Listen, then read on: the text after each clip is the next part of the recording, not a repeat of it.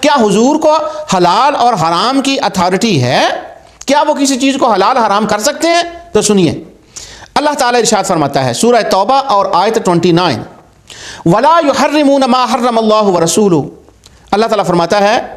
کہ یہ جو کافر ہیں تم ان کے ساتھ جہاد کرو جو اللہ کے حرام اور رسول کے حرام کیے کو حلال اور حرام نہیں مانتے، یعنی خدا بھی حرام کرتا ہے اور رسول بھی حرام کرتا ہے۔ عمر بن لوہی کی یہ مقام تو نہیں تھا کہ اللہ کا نمائندہ ہونے کے اعتبار سے وہ حلال حرام کریں، ہاں رسول اللہ حاکم ہیں کہ وہ حلال بھی کرتے ہیں اور وہ حرام بھی کرتے ہیں، لیکن یہ حلال اور حرام وہ ایز اے اللہ کا نمائندہ ہونے سے کرتے ہیں۔ اس کی تفصیل میں دوسری آیت کے بعد بتاتا ہوں۔ یہ آیت 157 اور سورت اعراف،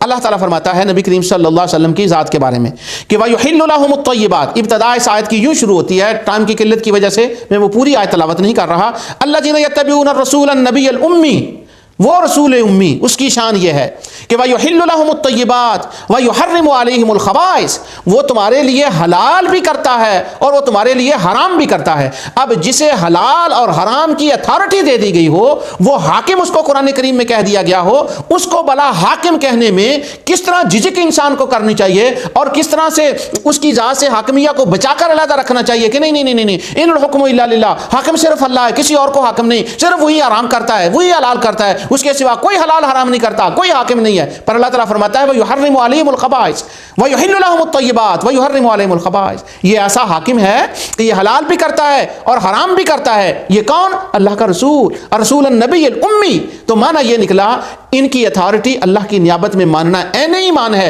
ان کی حاکمیہ ماننا عین کفر ہے۔ اللہ اکبر۔ رسول اللہ صلی اللہ علیہ وسلم کی حاکمیہ اس معنی میں ہے کہ وہ حضور کی عطائی حاکمیہ ہے کہ اللہ تعالیٰ نے ان کو حاکم بنایا ہے۔ عمر بن لوہی کو اللہ تعالیٰ نے حاکم نہیں بنایا تھا، جس کو مان کر پورے مشرکین مشرک ہو گئے، انہوں نے اس کو حاکمیہ میں داخل کیا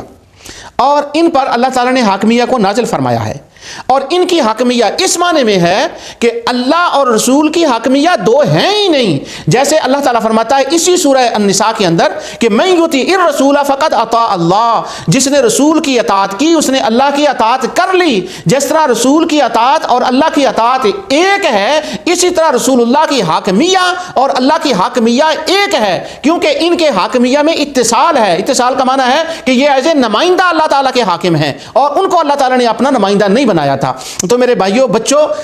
آج کے بعد اور بہنوں، یہ سن لو کہ رسول اللہ کو حاکم کہو، یہ مت کہو کہ صرف حاکمیہ اللہ کی ہے، نہیں، یوں کہو کہ حاکمیہ اللہ کی اور اس کے رسول کی، جیسے اطیع اللہ واطیع الرسول، اللہ کی اطاعت، اس کے رسول کی اطاعت، یوں ہی اللہ حاکم، اس کا مصطفیٰ حاکم، اس کا حبیب حاکم، اور ان کی نیابت میں اولیاء صالحین آگے حاکم ہیں کیونکہ وہ اس کو نافذ کرتے ہیں، وَأُولِي الْأَمْرِ مِنْكُمْ، وہ اس کو نافذ کرتے ہیں، وہ بھی حاکم ہیں،